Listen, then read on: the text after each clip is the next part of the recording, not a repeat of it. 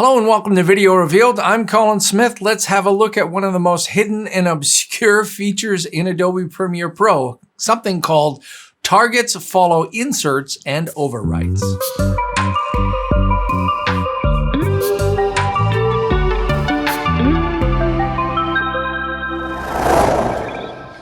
All right, so I wanted to do this tutorial quite a while ago, but it didn't work quite right. Adobe has fixed it finally, and now it's working. Let's talk about what targets and source patching are first, because that's what this is about. This is also going to solve some problems that some people have with dragging video into the timeline. Some people call that importing. It's not. It's just dragging stuff in the timeline. So there are buttons on the left-hand side, which is the source patching, and buttons on the right that are track targets. So this is where something is coming from, and this is where something is going to. If you click on a clip in the source monitor or the project bin that has both audio and video, then you'll be able to select both V1 and A1. If you select something with just video, A1 will not be selectable. It automatically turns off. And this is what screws a lot of people up when they're trying to insert video or audio and one of those gets turned off. You just got to make sure both of them are on, whether you're using keyboard shortcuts or drag and drop. So let's have a look at what you would normally do if you wanted to put this clip on V3 and A3.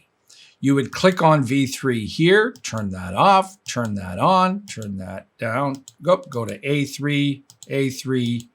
And now when you choose Insert or Overwrite, it inserts it into V3 and A3. If you overwrite, then it also inserts into V3 and A3, but it overwrites what's there. It doesn't move that down. So that's a couple of steps every single time. If you right-click on the track targeting, there's a new command called Targets Follow Inserts and Overwrites. So targets, these things here, follow inserts, those things over there. So targets follow inserts and overwrite. Now let's watch what happens.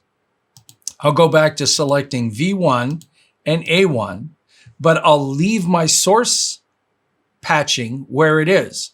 Now when I insert, regardless of where I was selected in the track target, it gets moved up.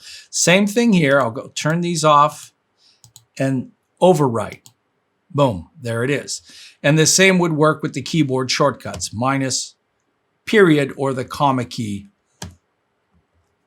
So it's an obscure thing, but it's down here. Targets follow inserts and overwrites. If you're someone who uses a lot of track targeting and patching, then that's one less step that you have to do. It's a feature that's been there for a long time, but it didn't work. It actually didn't redraw the clip in the timeline. So if you did know this and you tried it, as I did, what would happen was it would insert the clip. You couldn't see anything. And when you drag the playhead over, it would appear. So there was a bug, and Adobe just fixed it. I had no idea they fixed it. I don't know, it's 2 or 3 versions ago, but I just tried it again and yay, it's been on my list for a while. So now we can finally use that if you're someone who's using a lot of track targeting, source patching. This is half the work now that's done for you automatically.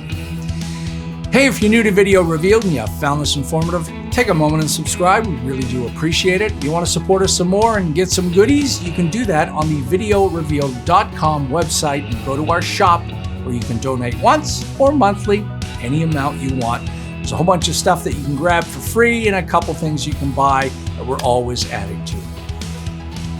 Well, hopefully you found that informative. I'm Colin Smith. Until next time, I'm Colin Smith.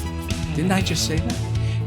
And I keep a lookout for all the things that you should know, even when they don't work for a while, when they finally do work, and I let you know so you can save half the time.